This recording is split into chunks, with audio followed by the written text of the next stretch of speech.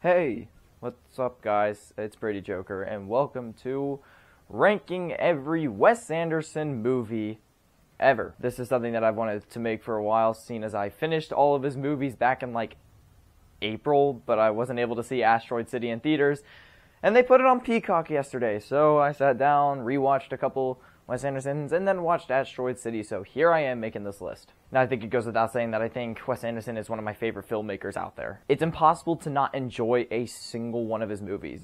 You'll like at least one, believe me. I would also say that I don't think this dude has a single bad movie in his whole filmography, or let alone mid. I think every film in his whole filmography is good at the very least. I also want to give a quick disclaimer. Alright, all footage used inside of this video is, I'm using it under fair use. I'm not claiming any ownership, I'm giving all the credit out, and I'm using it for purposes of education and commentary. So just a disclaimer, I don't own any of the film footage. I just want to talk about these movies. So yeah, let's get rolling in with number... Alright, coming in last place. Now again, I like every single one of these movies, but unfortunately, coming in last place, we're going to have The Life Aquatic with Steve Zissou, something like that. Now look, I think every Wes Anderson has something unique about it. Everything about his movies, they all stand out to me in a certain way, except The Life Aquatic. Every other movie, there's something that I really like about it, and then this one, it just doesn't work for me. Now, I still think that it looks absolutely gorgeous. I think all the performances in here are great, even though I think Bill Murray, he's kind of like, he's so dull in this movie, in my opinion. I don't really like it. But, I mean, everyone else, especially Owen Wilson, gives a fantastic performance, and Willem Dafoe. Excellent stuff. There's just not much, like, substance here. I didn't really care about what was going on in this movie.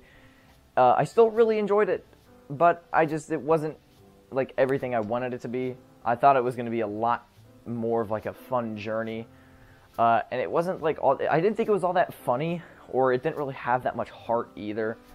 But that's just me personally. I do really like this movie. It's just definitely my least favorite Wes Anderson. Alright, so coming in at number 10, we have Bottle Rockets. Bottle Rocket was Wes Anderson's first film, and it shows. I'm not saying that this thing is bad, it's just the Wes Anderson movie that feels the most like a normal movie that Wes Anderson had nothing to do with. I guess you can kind of see how it is Wes Anderson. You do have some of his quirks and his humor, his dry humor kind of sprinkled in throughout this movie, but I still think that it's definitely just an average movie that has a lot of charm that I really like. I don't know, this movie is just charming. It's just so fun, it's entertaining. It's just definitely a first feature film, and you can tell. I love Owen Wilson a lot in this movie. I think a lot of people still say that this is like one of his best performances. I think he's better in Life Aquatic, but that's just me. I still think other performances in here are great, loved. I rewatched this one last night. It's just such a fun movie. It's charming, it's funny, it just doesn't have heart, in my opinion. It's just like, you know, it's an average movie that, you know, Wes Anderson directed before he became Wes Anderson. Alright, so up at number 9, we have The French Dispatch. Now, this is the one that I think people are going to dislike me the most for, because a lot of people love The French Dispatch. I am not one of them. Now, don't get me wrong, I think that this movie is good. It's good, but not up to par with his other films. I think this is one of the most, you know, I think that this is the Wes Anderson movie that, other than Life Aquatic, I feel the least amount of connection towards. Nothing about this movie connected with me. And I didn't think it was all that funny. Maybe I'm just not a humorous person. No, I am a humorous person, but I didn't find this movie very funny. Again, I rewatched it last night, hoping I would see something I didn't see in the first watch, but no, it's one of my weaker films for him. All three of the short stories in this movie just didn't really do much for me. I mean, they were entertaining. I definitely didn't have a bad time watching this movie. It's just, I didn't connect with it. There wasn't a lot of heart. It was just three pretty decent short films kind of combined into one movie, and it all looks gorgeous. I do also really like the acting in this movie, but that's about it, honestly. The French Dispatch is a good movie, in my opinion. I wish I saw what other people saw, but I just don't, man. I'm sorry. Alright, now at number 8, we're actually at the films that I consider great. These are movies that I actually really love, and starting with at number 8, we have The Isle of Dogs. Now, I really like Isle of Dogs. There's just a couple things holding it back from being capital G great. It's like lowercase g, alright? I love the dogs, alright? I think all the dogs are funny, especially Bryan Cranston and Ed Norton. Love them. But I do have flaws with it. My biggest critique with this movie is every time it cuts back to Greta Gerwig, something, the one who directed Barbie, Greta Gerwig's character, it was boring, man. I didn't care about it at all. Like, I just wanted to watch the dogs and this little boy try to rescue the little boy's dog, because that's what I cared about. And everything on the island is pretty amazing. It's just every time it cuts back to, like, the country, it's just like, I don't really care. I know, you had to see it for, the climax of the movie, but it's just like, I don't care that much. The stop motion looks great. The film, like every other Wes Anderson, is so stunning. But man, it's something about that side plot that I just really don't like. It bored me. Every time it cut back to the little girl, I rolled my eyes. Literally, I probably did. I do really like Isle of Dogs. It's just one of his weaker films and the films that I consider great. So, yeah. Alright, up at number 7, we have Moonrise Kingdom. This is another one that I think some people might put a lot higher than I did. I really love Moonrise Kingdom. It's cute, it's charming, and it's fun. But compared to his other movies, I just think it lacks a little bit. Dude, the main character, Sam, in this is actually such an alpha. Bro lives a whole life at like age 12. It's crazy. And it's just a cute movie. But that's really all it has going for it for me. The heart is kind of there. It's one of the first ones to really have heart in this movie, in my opinion. But the heart isn't as strong as it is as something like Mr. Fox or Darjeeling Limited, which we'll get to much later.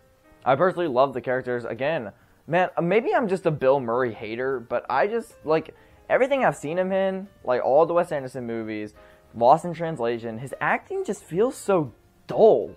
Like, he delivers his lines, like, all mumble and sounding bored. He sounds bored when he acts. Like, I don't know, there's just something about Bill Murray and his performances that just don't hit me like it hits everyone else. I don't know, maybe I'm just weird. I do love this movie though. It has a lot of fun elements to it. I love their little hiking trip. I love the storm section. It's just a fun, cute movie. I love this one a lot. It's just not one of his best in my opinion. Alright, number 6. This is another one that I think people are going to be a little upset about, but at number 6 we have The Royal Tenenbaums. Now, I've rewatched every Wes Anderson movie that I really wanted to rewatch, except this one. So maybe on rewatch it would go up a spot. Probably not a spot or two, but definitely at least maybe one spot. But this movie... Alright, don't hate me. This movie lacked heart for me. Honestly, I just didn't think it was that emotional. I went into it thinking that it was going to be a saddest movie, and something super sad was going to happen. I was going to get down. But it didn't really make me sad. It was kind of just a fun little family dynamic. None of the characters really connected with me. I didn't really like Ben Stiller's character. And also the love dynamic between Luke Wilson and the girl. I don't remember her name. It's been a while since I've seen this. It's been like January, so. But yeah, it's kind of weird. But I like Royal. That's his name, right? That's the dad's name. I like him as a character. He's a really interesting character, and this movie is funny. It's actually a funny movie. I laughed. I enjoy this movie a lot. I just don't think it's on the level as these next 5, so I'm sorry it didn't make top 5. But that's just me. I'm sorry.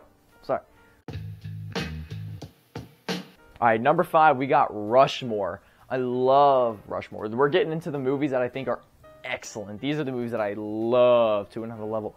Rushmore is a movie that definitely is really well made. Like, you could tell Wes Anderson really got into his filmmaking and really improved after Bottle Rocket, but it still doesn't really feel like a Wes Anderson movie to me. He still hasn't picked up on his iconic type of cinematography, his iconic style, his dialogue. this is kind of just like, it's like the Insomnia of the Wes Andersons.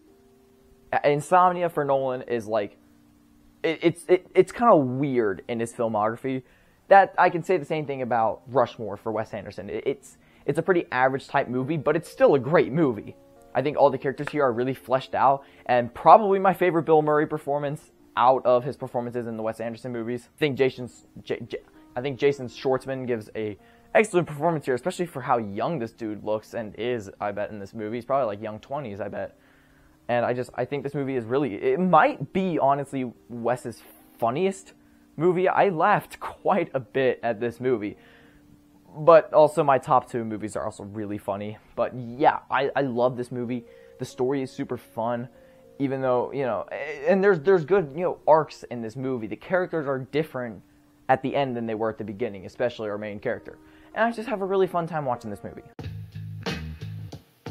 Alright, up at number 4, we have Wes Anderson's most recent movie, Asteroid City. Call it recency bias, call it whatever, I don't care.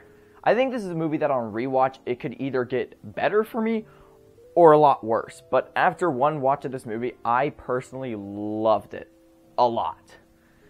Wes Anderson in this movie kind of tackles something that he hadn't really tackled. This movie is funny, but it's not as funny as his others. And I think that's done very intentionally because this movie handles a lot darker themes, in my opinion, than he did in some of his other movies, like Tenenbaums or Moonrise Kingdom. This movie is very focused on grief and depression. Like, go back and watch this movie, see how many people actually are smiling in this movie. Like, genuinely happy. You really can't find anyone. I just think that the whole concept of it being a play and how Jason Schwartzman kind of walks off and on set towards the end, it's absolutely brilliant. And there's a lot of great quotes in this thing that I think are just gorgeous. And speaking of gorgeous, obviously, this movie is filmed like The French Dispatch, but it actually is engaging, and it connected with me. It really hit me. And I think that's why I prefer this movie so much compared to some of his other works. The characters here are likable. It is a funny movie. It's sad. Like, this movie is... It's one of those movies that are disguised as kind of like this happier film because it's super colorful. And the vibrant... The way that Wes is able to make the desert so vibrant in this movie is so interesting. And it's so fun to look at. And the character's costume design, it just looks like a fun, happy movie. But the underlying themes in this movie are not happy. This whole movie is about grief and sadness and how to cope. The conversations that the characters have are so engaging, and I love it. Particularly between Scarlett Johansson and Jason Schwartzman. It's all great stuff. So me personally, I loved this thing, but I can certainly see why some people just call it mid. It's crazy to me that this is Wes Anderson's second lowest rated movie on Letterboxd because I absolutely loved this thing. Alright, up at number 3, we have The Darjeeling Limited, bro. This movie is so underrated. I love this thing from top to bottom. I genuinely don't see any of the criticisms that people give it. How it's all loose and it's disjointed. I don't see that at all, dude. Our three main characters here, you just go on this amazing journey with them. This movie is hilarious and it's also really sad. This is probably the most emotional Wes Anderson movie, in my opinion, that it hits the hardest. But yet it balances it out where it's hilarious, but it's also really sad, and I love the movie for that. Owen Wilson, Adrian Brody, Jason Schwartzman are absolutely amazing on screen together. They're the trifecta of Wes Anderson movies, and they work perfectly together in this movie. Yeah, cinematography, like every Wes Anderson movie, is absolutely gorgeous in this movie. It's so iconic. Owen Wilson's bandages, the mustache, the Hawaiian necklaces. It's all such an iconic movie, and I love it, but yet some people just don't love it, like me. And I don't understand. It's one of his best. Genuinely, I don't understand the critiques that this movie gets, because I love it a lot. It's pretty close to being perfect in my eyes. Alright, the top two. It was inevitable it would come down to these two. But yeah, coming in at number 2, Fantastic Mr. Fox. This movie, bro. This movie is hilarious. But kind of like Darjeeling Limited, it's really emotional, and it packs a lot of punch in its emotional beats, which I think it pulls off perfectly. God, this movie is phenomenal. I rewatched it last night, and my God, dude, the stop motion animation is amazing. The voice acting, probably Clooney's like best performance. This film is iconic. It's one of the best family movies. It's one of the best kids movies. Adults can love it too. My mom watched this movie with me back in January. She gave it a 2-star. She rewatched it with me last night and gave it a 4.5. This movie is just perfect. In my opinion, it's top 5 animated movies of all time. It means so much to me. Every single scene in this movie is gorgeous, and every single scene with dialogue is so good. Everything is carefully framed. The movie's hilarious. It's such a great movie about learning to accept who you are and not having to try to fit in with everyone, and accepting who you are. And it's just such a beautiful film, and I love it so much.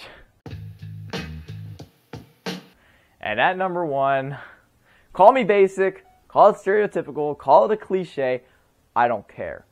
The Grand Budapest Hotel is Wes Anderson's best movie by a mile. It has cemented itself pretty firmly in my top 10 favorite movies of all time. Everything about it is perfect. My review on Letterboxd sums it up perfectly. Gustav, one of the best characters ever written. Zero, one of the best supporting characters ever. The comedy, one of the best comedies ever made. The cinematography, some of the best looking shots in film history. Zero and Gustav's dynamic, one of my favorite friendships in any movie, if you're not counting RRR. And it's just one of the best movies ever made. Period. The story is so fun that you will not have a bad time with this movie. I genuinely don't see how anyone could dislike this movie and be like, that was boring. This is one of the least boring movies I have ever sat through, and I've watched it twice, and I would gladly sit through it 5 more times. It's such a blast. The acting is incredible. There's a reason it's Wes Anderson's most acclaimed movie. It's because it's perfect. It truly means so much to me, and I will always love this movie, and I will always consider it his best movie. And that's my Wes Anderson ranking. See, I hope I didn't piss off too many people. And something I love about Wes Anderson that I don't really see with a lot of directors is even though Budapest is like his most critically acclaimed, there are so many people who prefer and say their number 1 is this movie. There's so many different opinions that I see on Wes Anderson and not really any director. When you look at other directors, Kubrick, what's the best? It's either going to be Shining or 2001: A Space Odyssey. You look at Nolan, it's either going to be Inception or Dark Knight. You look at Tarantino, Pulp Fiction. There's always that one movie in the filmmaker's catalog that is going to stand out and be the best. But with Wes Anderson, I've seen so many people put Budapest, Mr. Fox. I've seen Moonrise Kingdom a lot. People love Isle of Dogs, I know. People love The French Dispatch. Like, so many movies are put at number 1 for this filmmaker, and I think that really shows the true nature of how Wes Anderson is so talented and why I love him so much as a filmmaker. So thank you guys for watching this video. If you want to see more rankings, I'm trying. Nolan is coming soon. Don't worry.